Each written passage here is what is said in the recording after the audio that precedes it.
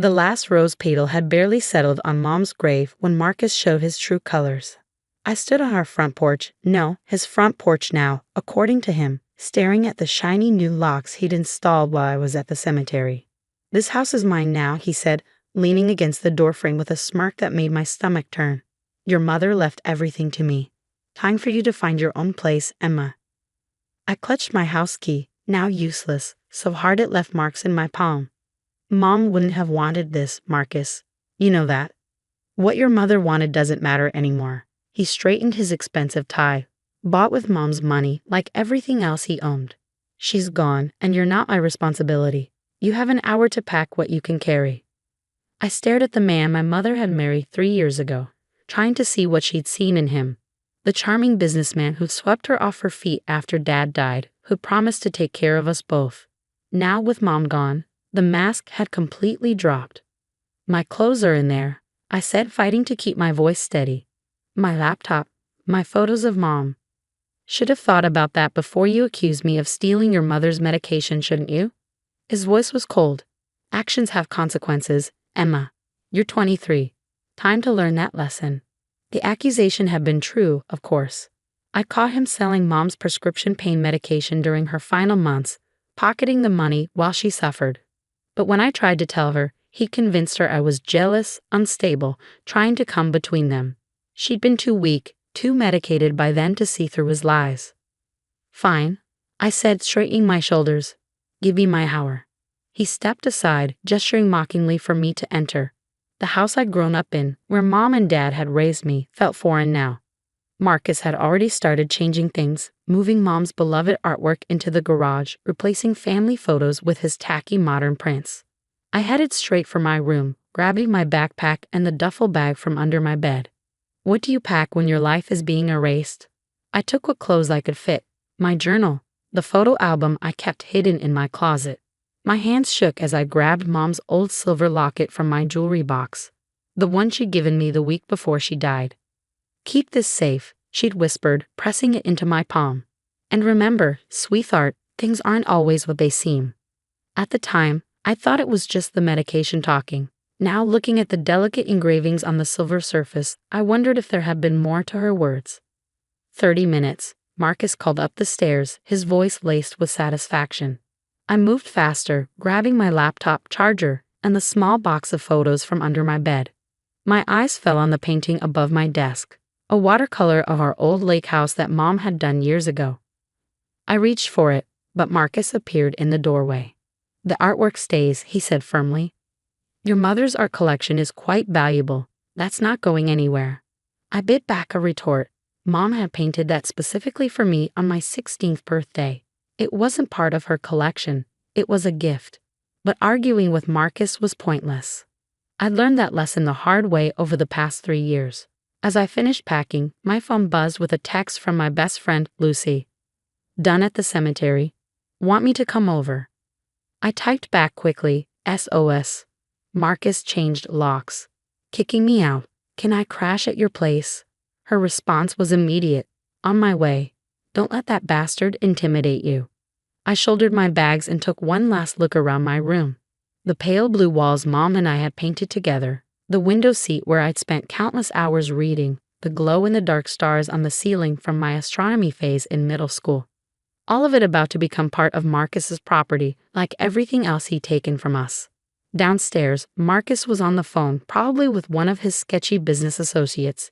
"Yes, we can meet tomorrow. The house will be empty. Well, emptier." He laughed at his own joke, shooting me a smug look. I walked past him without a word, but he grabbed my arm. "One more thing," he said, covering the phone's mouthpiece. "Don't get any ideas about contesting anything. Your mother's will is ironclad. I made sure of that." I pulled away from his grip. "Goodbye, Marcus." Outside, Lucy's beat-up Honda was just pulling into the driveway. She jumped out, her dark eyes flashing with anger when she saw my bags. "He's really doing this? The day after the funeral?" She moved to help me with my duffel bag. "We should call the police." "And tell them what?" "That my stepdad is legally evicting me from his house." I shook my head. "Mom left everything to him, Luce. He's made that very clear." "It's not right," she insisted, glaring at the house. Your mom would never have wanted this. No, I agreed quietly. She wouldn't have. But she also wouldn't have wanted him stealing her medication or emptying her bank accounts while she was dying. Sometimes people aren't who we think they are. As we drove away, I watched my childhood home disappear in a side mirror. The rose bushes Mom had lovingly tended were already wilting. Marcus would probably tear them out soon, replace them with something more modern. Lucy squeezed my hand. You can stay with me as long as you need. My mom already said it's fine. Thanks, Luce. I managed a small smile. I just need a few days to figure things out. But what was there to figure out? I had a decent job at the local library, but not enough saved for an apartment. Most of my savings had gone to helping with Mom's medical bills that mysteriously kept growing despite our insurance. Now I knew why. We stopped at a traffic light, and I found myself absently fingering Mom's locket. Something about its weight felt off, like it was heavier than it should be. I'd never actually opened it. Mom had been insistent about keeping it closed until the right time. What's that? Lucy asked, noticing my distraction. Mom's locket. She gave it to me right before. I swallowed hard. Right before she died. Made me promise to keep it safe. Lucy glanced at it curiously. Pretty. Looks old. It was her grandmother's, I think. I turned it over in my hands, studying the intricate engravings. That's when I noticed something strange. A tiny seam that didn't quite match the rest of the pattern. Luce, I said slowly, can we stop somewhere? I need to look at something. She pulled into the parking lot of a small coffee shop we used to frequent with Mom. My hands trembled slightly as I examined the locket more closely. The seam definitely looked intentional, like there was more to the locket than the usual photo compartment. Maybe there's a hidden catch? Lucy suggested, watching me turn it over and over. I pressed different parts of the design, trying to remember if Mom had ever mentioned anything special about the locket. Then I recalled her words. Things aren't always what they seem. The rose engraving in the center, when I pressed it just right, there was a soft click. The back panel of the locket slid open, revealing not photos, but a small folded piece of paper and what looked like a key. Holy shit, Lucy breathed, leaning closer. Your mom left you a secret message. My heart pounding, I carefully unfolded the paper. Mom's familiar handwriting filled the small space. My dearest Emma, if you're reading this, then my fears about Marcus were justified. I'm so sorry, sweetheart. I should have listened to you sooner, but I've made arrangements to protect you, arrangements Marcus knows nothing about. The key opens a safety deposit box at First National Bank, box number 247. Go there immediately. Ask for Patricia Winters. She's an old friend and she's expecting you. What you find in that box will change everything. I love you more than life itself. Stay strong. Justice is coming. Love, Mom. I stared at the letter, then at the key, my mind racing. Mom knew, I whispered. She knew what Marcus was really like. She was planning something. Lucy was already putting the car in gear. First National is still open for another hour. Want to find out what's in that box? I clutched the letter and key tightly.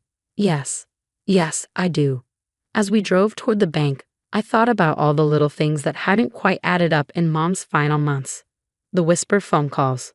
The mysterious appointments she wouldn't explain. The way she'd insisted on keeping her old laptop even when Marcus offered to buy her a new one. Mom had always taught me that the truth finds its way out eventually. What truth had she been protecting? What had she hidden away in that safety deposit box that was worth all this secrecy? Lucy parked in front of the bank just as the sun was starting to set. Whatever's in that box, she said, squeezing my hand, I'm right here with you. I took a deep breath, gathering my courage. Let's go find out what Mom's justice looks like. The bank lobby was nearly empty as we approached the main desk. An older woman looked up from her computer, her eyes sharpening with interest when I asked for Patricia Winters. And you are? Emma Mitchell, Margaret Mitchell's daughter. The woman's entire demeanor changed. Of course. We've been expecting you. Follow me, please. As we walked toward the safety deposit box area, I could feel my heart pounding. Whatever Mom had left in that box, it was important enough to keep secret from Marcus, important enough to protect with all these precautions. Patricia Winters was waiting for us in a private viewing room. A slender woman in her 50s with kind eyes and Mom's favorite shade of lipstick. Emma, she said warmly, you look so much like your mother. I've been hoping you'd find your way here soon. You knew my mom. We were friends in college, and I helped her with some legal matters in recent months. Patricia's expression turned serious. She wanted to make absolutely sure you'd be taken care of, no matter what happened. She gestured to a table where a large safety deposit box waited. Shall we see what Margaret left for you? I held out the key with trembling fingers. Whatever was in that box, I knew one thing for certain. Mom had outplayed Marcus one last time, and I was about to find out how. The safety deposit box opened with a soft click that seemed to echo in the quiet room. Patricia stepped back, giving me space as I lifted the lid with trembling hands. Inside was a thick manila envelope, a laptop I recognized as Mom's old one, and a smaller box that looked like it held a USB drive.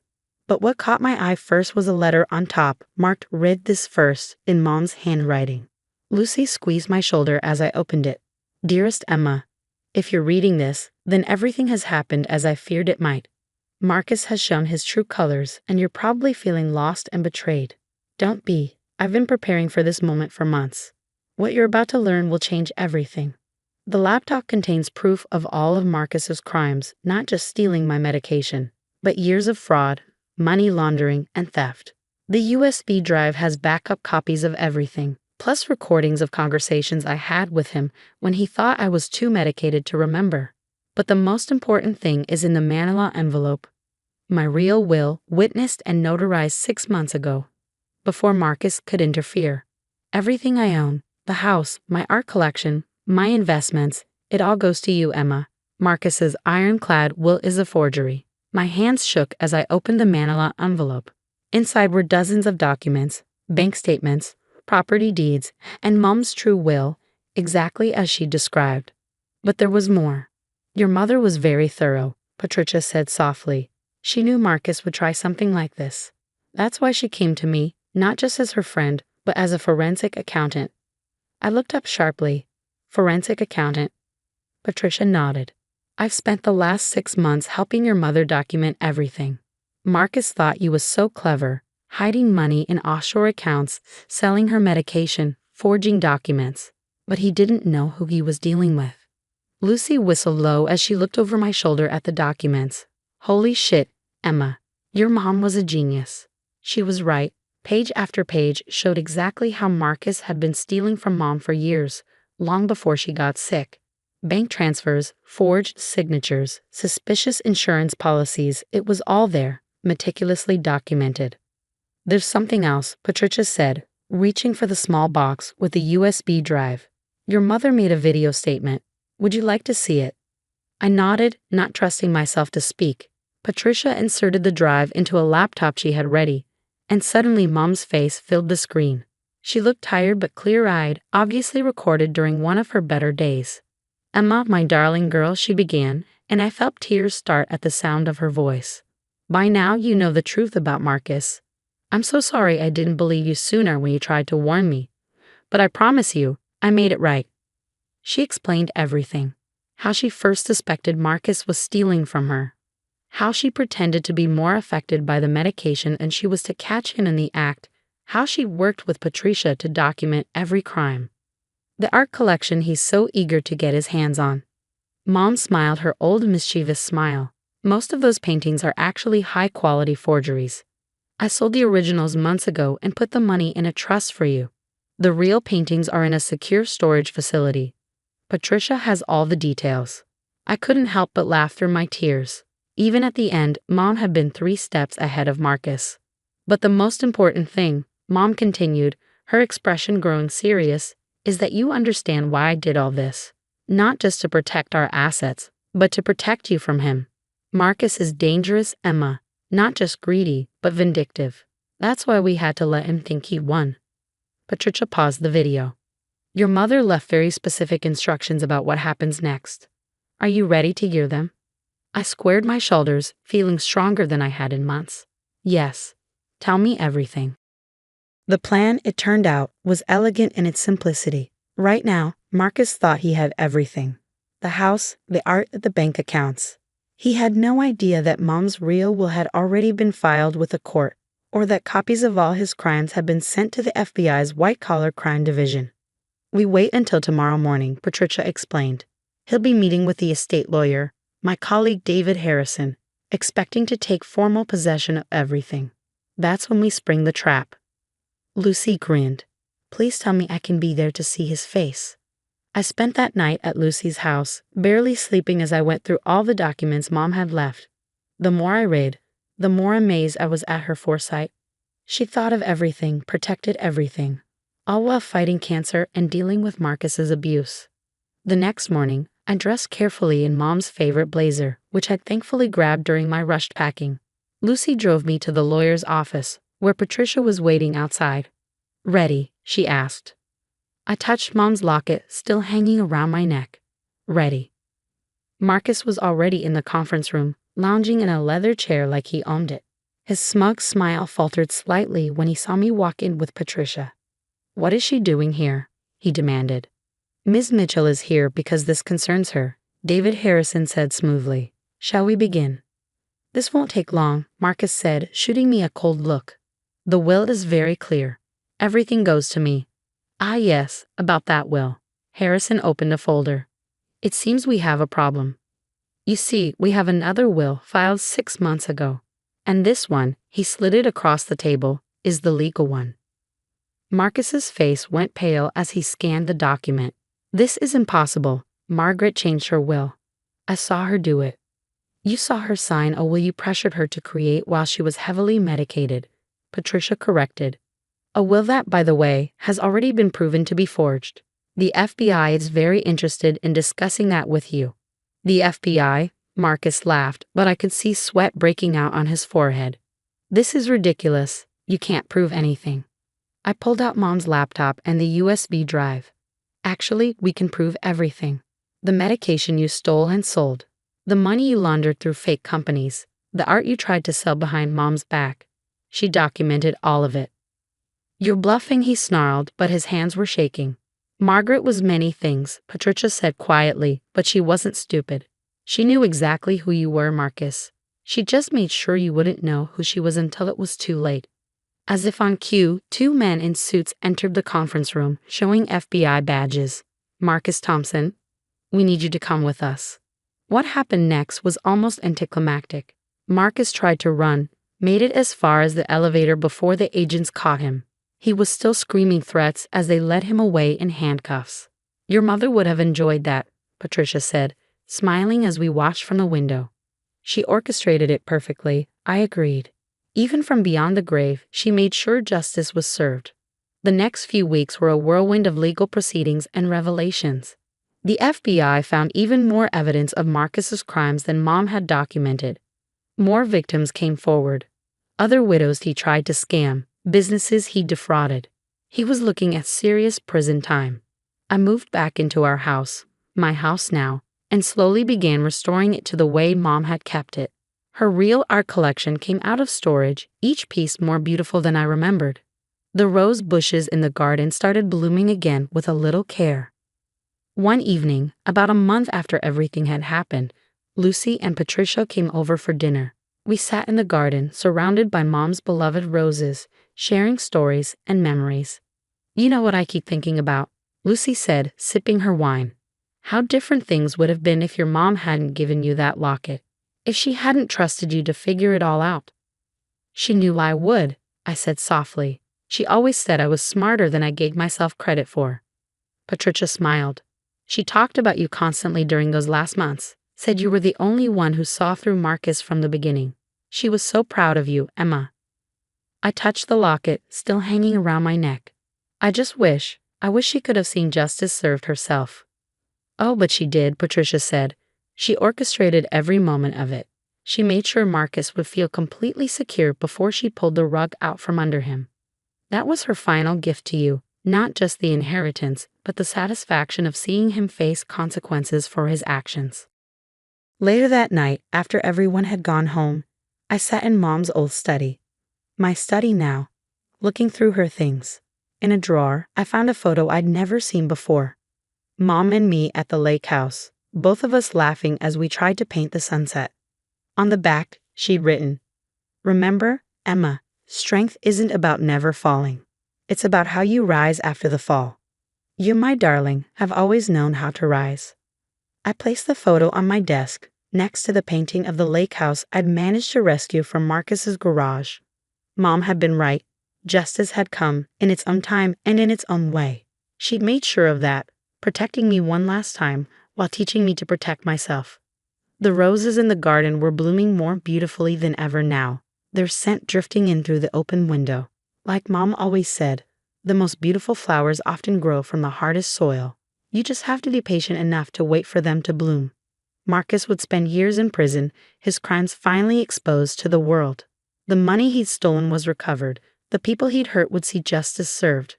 And I had not just my inheritance, but something far more valuable, the knowledge that my mother had been even stronger and smarter than I'd known.